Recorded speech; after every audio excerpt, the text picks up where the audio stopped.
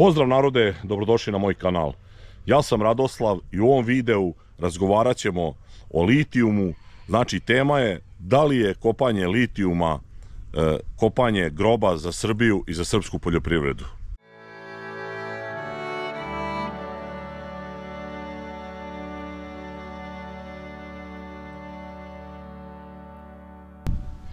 Na umu sam imao nekih 4-5 različitih tema u ovom momentu. Znači, razmišljao sam se da vam prikažem dokle sam stigao u odluci da li prekidati i baviti se ovim poslom, pošto ovo postalo je besmisleno.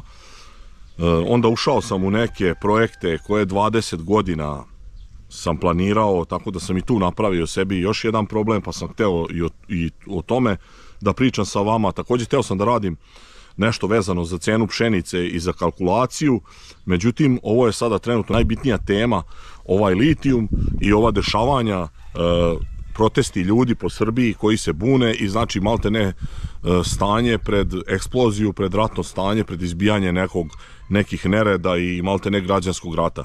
Tako da morao sam da se posvetim tome, a naravno to je isto vezano za poljoprivredu. Naravno one budale što pričaju kao interesuje me politika, to su totalni debili. Znači, ko neće se baviti politikom, politika se bavi njime, to je poznata stvar, ali ne bih sad o tim fantomima, to sad nije bitno. Uglavnom, zato je ovo sada izabrano kao tema ove emisije, zato što je sada neki taj, kako da kažem, špic dešavanja. Videli ste u Valjevu je bio ozbiljan protest građana, u Loznici bi verovatno bilo još ozbiljnije. Šta će se dešavati dalje, vidjet ćemo. Ovdje ćemo pričati u nastavku ove moje emisije, pričat ćemo dalje o nekim saznanjima i razmišljanjima vezano za ovu temu. Svedoci smo da se poslednjih nekoliko dana intenzivirala borba vezana za litijum i ovaj nesretni Rio Tinto. Videli ste šta se sve dešavalo, dolazak ovog nemačkog kancelara Scholza, ovo vaginousti žvalonja što je pravio cirkus sam od sebe, što se blamirao tamo i ponižavao.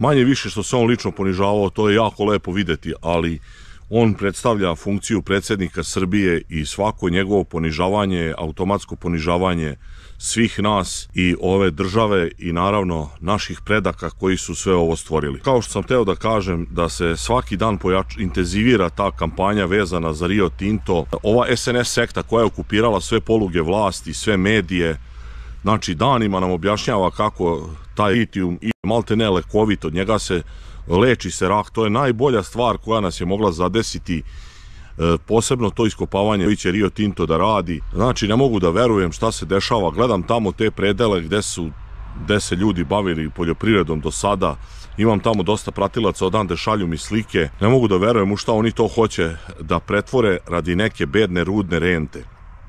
Sada bih vam slikovito objasnio kako to funkcioniše. Uzet ću vam dosadašnje primere kako smo mi izvanredno iskoristili neka svoja rudna i prirodna bogatstva. Jasno vam je da smo poklonili Rusima NIS, od toga nemamo ama baš nikakve koristi. Gorivo koje možda i dobijamo nešto jeftinije, država je iskoristila, to jest nije država, nego ovi banditi iz ove sendvičarsko-napredne sekte su nenormalno podigli akcize, odatle kradu ogromne pare, održavaju ovaj njihov državni aparat i ovu represiju. A šta se dešavalo i dešava i dalje u Boru i borskim rudnicima u istočnoj Srbiji, ne treba o tome mnogo pričati, to verovatno svi znate. Evo ovdje ćete vidjeti slajdove koja je to sada prirodna katastrofa.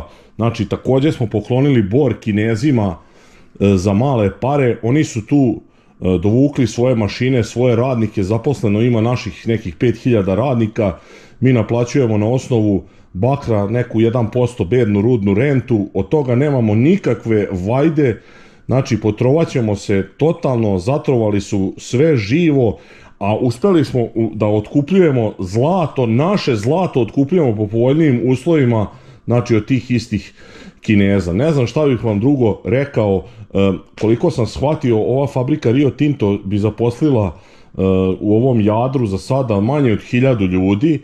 Znači, to je meni neverovatno da se ide na tu kartu, zato što uopšte, kako zaposle, pa kod nas mi imamo manjak radne snage. Znači, uopšte nije problem zaposliti sada radnike nekvalifikovane ili nisko kvalifikovane. To možete se zaposliti gde hoćete, pa evo su dovukli kakve vozače autobusa u Beogradsko gradsko preduzeće. Znači, nema ko da vozi autobuse, ljudi, šta vam je, mi nemamo radne snage, mi uvozimo radnike, evo, kod nas sad su asfaltirali put, bili su neki Indijci i Pakistanci. Ovo nije normalno šta se dešava. Vidjet ćete kasnije, prikazat ću vam šta govori pravi stručnjak, znači akademik Slobodan Vukosavić, koji će ispričati prave cifre i ja vam sada govorim ono što sam na brzinu u zadnjih par dana pročitao o tome i kakve sam zaključke doneo, pa vi čujte i zaključite i sami šta se tu dešava. To se isto desilo, ako se sećate, sa Beočinskom fabrikom cementa, koja je bila jedna od najuspešnijih firmi. Imam i ovde u mojoj okolini, imali smo jedan primer gde je održavan koncert Red Hot Chili Peppersa, gde je opština, isto mafijaški jedan bos koji je organizovao taj koncert. Prvo su na prevaru oteli seljačkoj radnoj zadruzi najkvalitetnije zemljište u Inđiji, onda su tu nasuli iz Krčedina, iz našeg kamenoloma, milione tona i milione kubika kamena da bi jedan dan se održao koncert i uništili su stotine hektara najplodnijeg zemljišta koje postoji uopšte u Srbiji radi tog jednog dana, jednog tog šugao koncerta, koji da su se normalno pitali, mogli se kod nas u Čakić Majdanu održati bez ikakvih problema. Tu bi bilo čak i zanimljivo ono scenografija i mnogo bi bolje to sve izgledalo. To mene plaši da će se to desiti i s ovim iskopavanjem litijuma. Ja sad tu imam neke dve dileme, pošto naravno nisam nikakav stručnjak za litijum niti za rudarstvo. Mene brine to zbog poljoprivrede, a uopšte osnovni problem je kao građanina Srbije i kako da kažem, kao domaćina u ovoj državi, pošto nas je jako malo ostalo ovde domaćina, domaćini drže državu, ne obični stanovnici koji, čim im se nađe neki bolji posao, oni će lako otići u drugu zemlju, poljoprivrednici i domaćini, oni poslednji napuštaju ovaj brod, tako da mi kao stub i temelj ove države moramo da brinemo o tome šta će se desiti. Znači, ukoliko tu dođe do razvoja tog rudarstva i kopanja litijuma, mi smo u ogromnoj opasnosti da zatrujemo sve vodotokove, svo zemljište, mi ćemo imati nezdravu hranu i vrlo brzo će doći do ogromnog razvoja malignih bolesti i ovako mali broj stanovnika svešćemo na neki minimum, a bit ćemo deponija Evrope ako se ostvare njihovi planovi. Ja bih zamolio sve koji nas slušaju da razmisle. Možemo li da koristimo prethodna iskustva da bi zaključili šta će se dogoditi u budućnosti? Jer koliko god da se stvari menjaju, ne menjaju se tako brzo. Konkretno, mi već imamo u Srbiji iskustva sa rudarenjem u istočnoj Srbiji. Mi pre svega mislim na rudarski basen Bor. To. Tako da vredi pogledati šta se tamo događa, da bi imali ispravnu sliku o tome šta se sprema zapadnoj Srbiji. Negde 2018. godine, kada su počeli da dolaze uticajni ljudi iz Kine i kompanija Zijin, mediji su bili puni optimističkih vesti kako će to sjajno uticati na BDP, kako će to povećati zaposlenje, kako će se posebna pažnja voditi o životnoj sredini, kako će biti primenjene najviši standardi zaštite životne sredine. A ono što se događa možete lako da utvrdite ako odete u Bor. Tamo radi negdje oko 5 do 6 hiljada naših građana, negdje oko 20.000 Kineza, uključujući zaposlene u kompaniji Zijin i podizvođače koji listom dolaze iz Kine i uzimaju posao našim nekadašnjim podizvođačima koji su radili za taj rudarski basen. Prema podacima za 2021.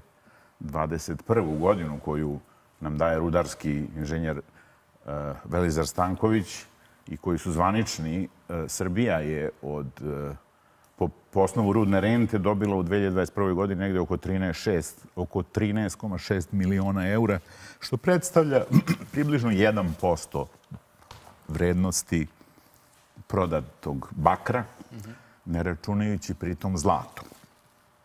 Ne samo da nema nikakve industrije koja bi usledila i koja bi koristila taj bakar, nego mi čak ne izvozimo ni bakar. Mi često izvozimo koncentrat koji je pun, između ostalog, i zlata, pa smo onda dovedeni u situaciju da sami da otkupljujemo nazad svoje zlato. Šta se događa u Boru, to možete vidjeti po koncentracijama arsena i kadmijuma, koje su desetinama puta veće od dozvoljenih vrednosti. U gradu od oko 28.000 stanovnika vi imate skoro 4.000 onkoloških bolesnika. Rudarenje kao način, da kažem, zarade za jednu zemlju, kao način sticanja prihoda za jednu zemlju, je najprimitivniji oblik. On pokazuje izuzetnu nesposobnost vlasti da pronađe nekakav drugi način da zemlja opstane, a da se pritom očuva životna sredina. Vrlo je ilustrativno pogledati koje su to zemlje koje žive od rudarenja. Znači, uzmite prvih, na primjer, 7 zemalja koje imaju značajan udeo rudarenja u svom BDP-u.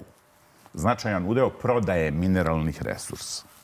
Vidjet ćete da je u tim zemljama životni vek kraći do 15 godina, da mlade žene veoma teško održavaju trudnoću, da su prihodi na nivou od, recimo, 2,5 puta manji nego što su čak sad i u Srbiji. Dakle, radi se o tome da je to praktično slom, potpuni slom društva i masovno narušavanje interesa građana. Ja se bojim da, budući da mi u Boru imamo svakodnevno desetostruke vrednosti arsena i to se toleriše, nemam razloga da verujem da se ispuštanje toksičnih voda neće tolerisati. Znači, prosto po analogiji kod nas, nažalost, ne funkcionišu zakoni, nemamo dovoljno rudarskih inspektora. Svi planovi rudnika u Srbiji koje sam ja video, a planira se veoma veliki broj rudnika, imaju deponije. 40, je li tako? Čini mi se da.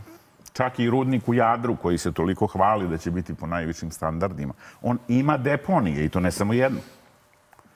On ispušta vodu u okolinu. To je potpuno neprihvatljivo. Tvrdnja da rudnik koji ima deponije na površini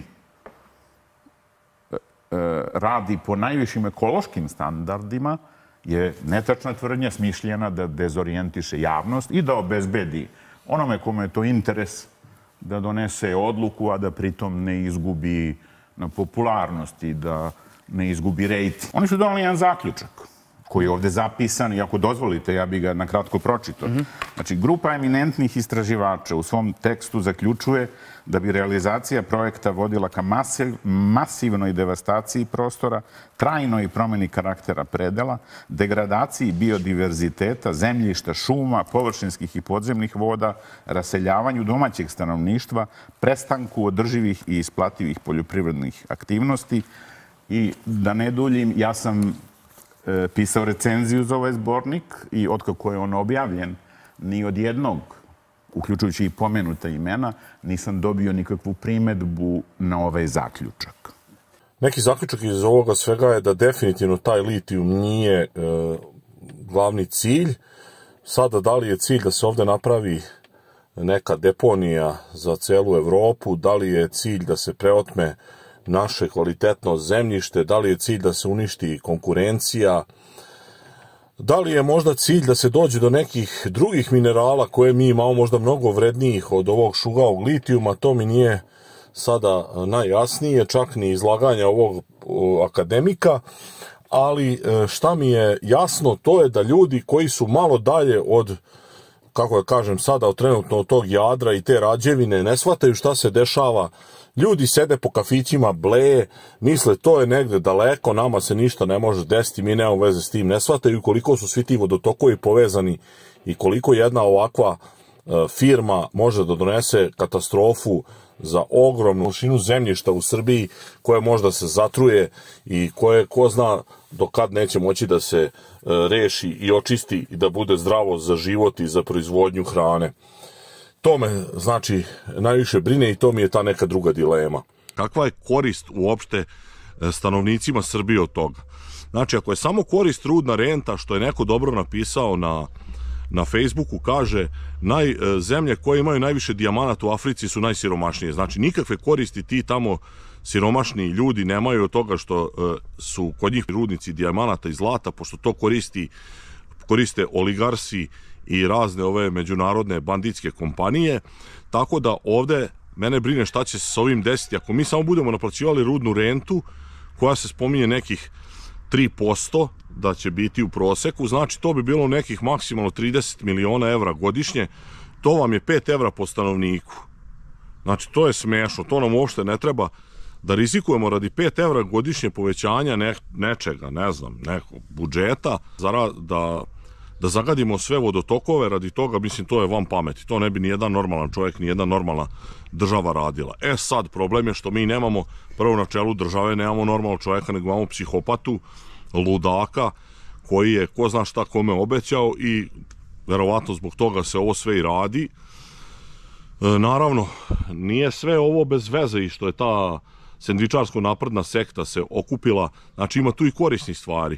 Jedna od dobrih stvari je što su se tu sav ološ, šljam, lopovi okupili prvi put u istoriji Srbije i bilo koje države je uspeo jedan čovjek da okupi sav ološ i šljam. Oni svi podržavaju tu sektu i kada dođe do deratizacije Srbije, bit će dobro pratiti taj trag ti ljudi koji su članovi te sekte i koji su to podržavali da bi se oni tim sredstvima koja su potrebna da bi se rešio problem njih. Sad naravno nameće se pitanje koje je rešenje za ovu situaciju, šta može da se uradi. Po meni od institucija se ništa ne može očekivati pošto su sve su zauzete, kako da kažem, okupirane su od ovog bolesnika i od njegove ove sekte. Naravno mi smo i dalje okupirana država od 1941. godine samo sa zamenom okupatora.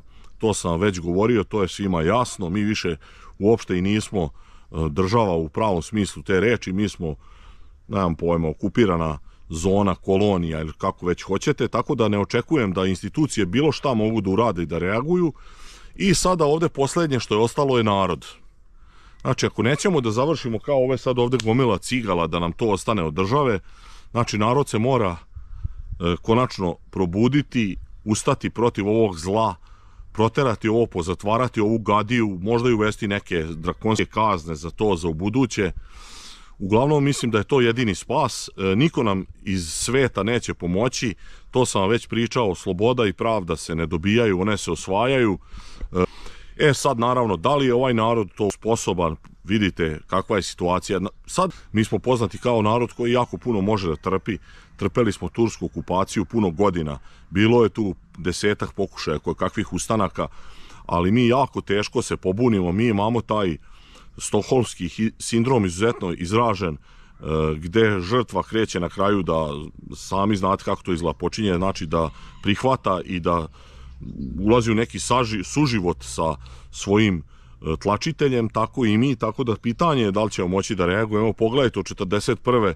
skoro ništa, nikakvih reakcija nije bilo, a mi smo preko 80 godina okupirani, posebno s ovom pošasti komunizmom i ovim njihovim naslednicima tih komunista koji su nas okupirali, tako da me to brine. I takođe šta me brine, jedna stvar je ova sada neka, kako da kažem, skoro plebiscitarna podrška protiv kopanja litijuma i Rio Tinta. Znači, tu se sad priključile raznorazne neonacističke organizacije, desničari, znači sve oni klošari koji su ranije podržavali Žvalonju i njegove odluke i njegove, kako kažem, ove političke gambite, sada oni odjedanput su kao protiv ovoga. Uglavnom, to me plaši, rekao sam, samo neko buđenje naroda može da spasi, da opstanemo kao narod i kao država, ja ništa drugo ne vidim. Što se tiče ovoga toliko, nadam se da vam je jasno moje mišljenje, voleo bi da iznesete i vi svoje mišljenje u komentarima,